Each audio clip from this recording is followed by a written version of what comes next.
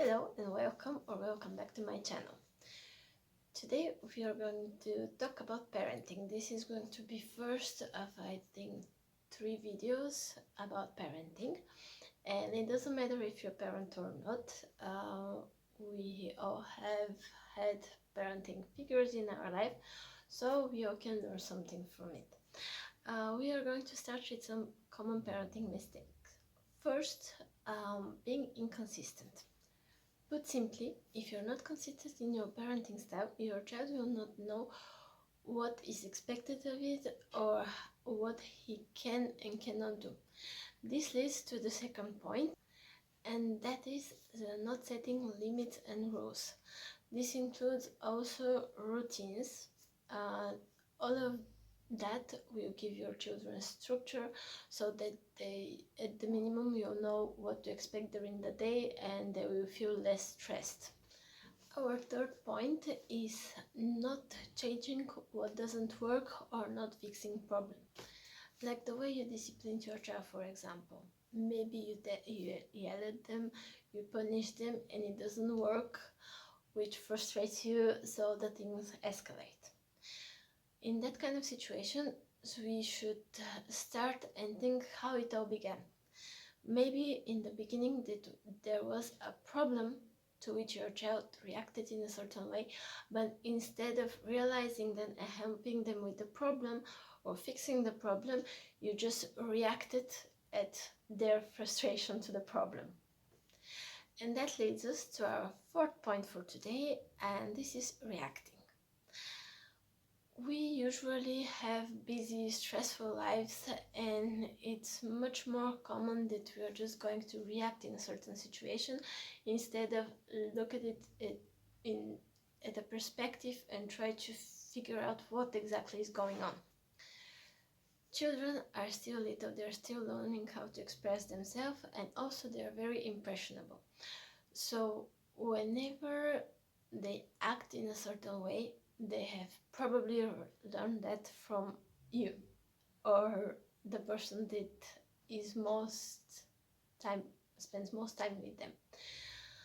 They learn from you. The way you react in a certain situation, they will imitate that. You can this is what I used to do with my kid. I used to look at her play, do whatever she's doing. I was just staying at her room by her side and looking at what she does, and I was figuring out the things that I need to change in my parenting with her. The way she acts in a certain imaginary situation, she'll be frustrated, she will yell at her dolls for something that's really, it's not that big of a deal. So I advise you to do that with your children, like observe them, see how they react when they play in certain situations, maybe even with other kids, and that will give you an idea about the way you are parenting them, the way you are reacting in certain situations, and you can start fixing that. Of course, sometimes they will overreact in some situations in comparison to what you would do normally in that situation, but that is part of their play, so it's okay. So next, fifth point is underestimating or overestimating their capabilities, their fears, their worries. Sometimes we forget that our children are still little.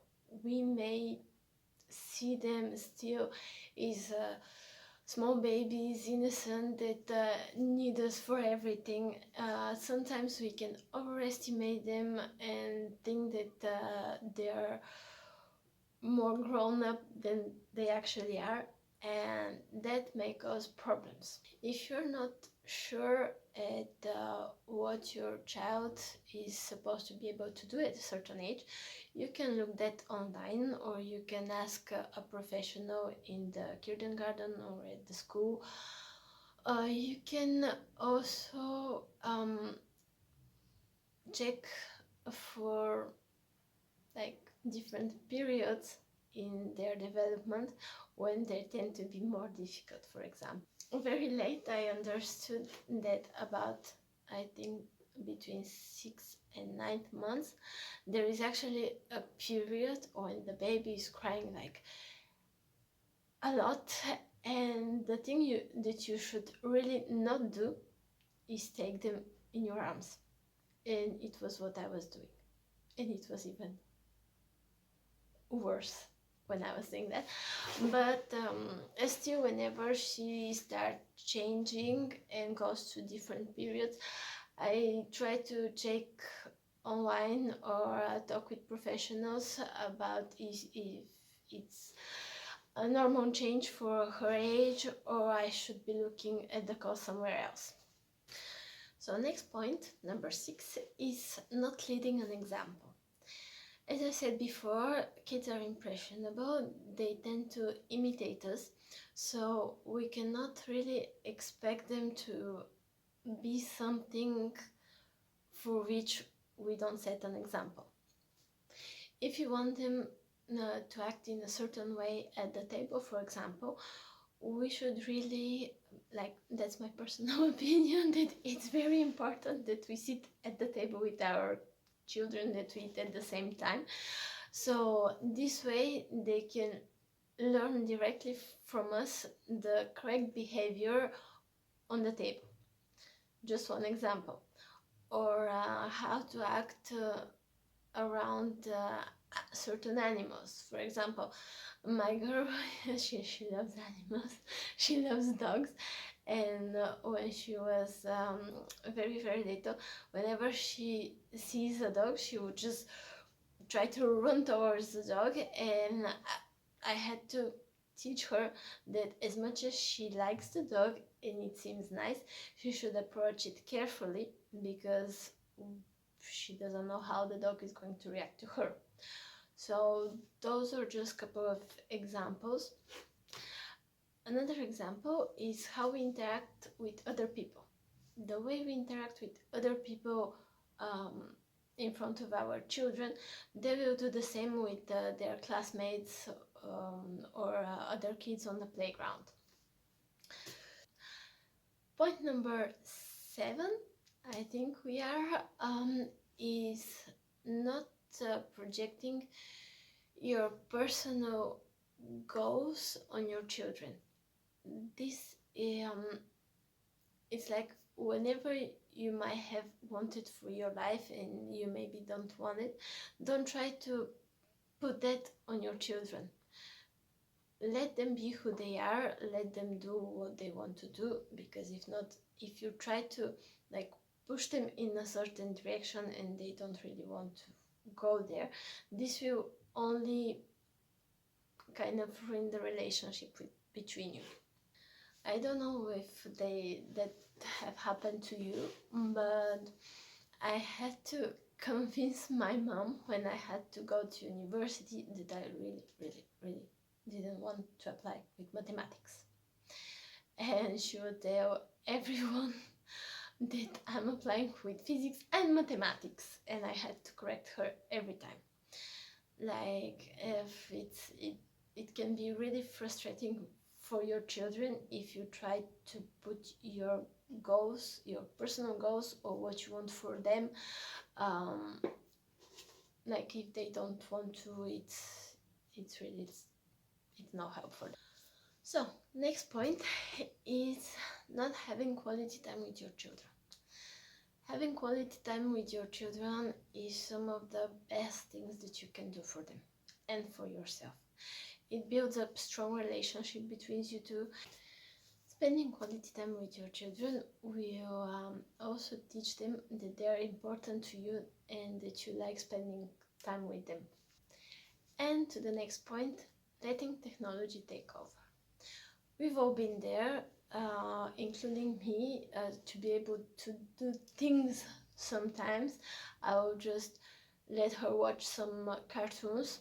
If not, I'm not able to, for example, cook dinner or clean the house or things like that. Make sure that you don't do that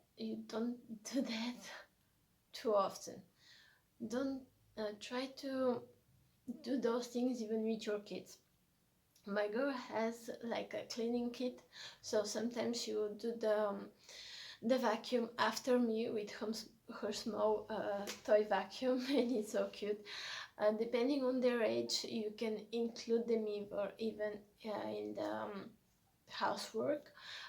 For example, like my girl is 2.5 years old, and for about more than half a year, I've started teaching her at least to like gather her toys and just tidy up her room.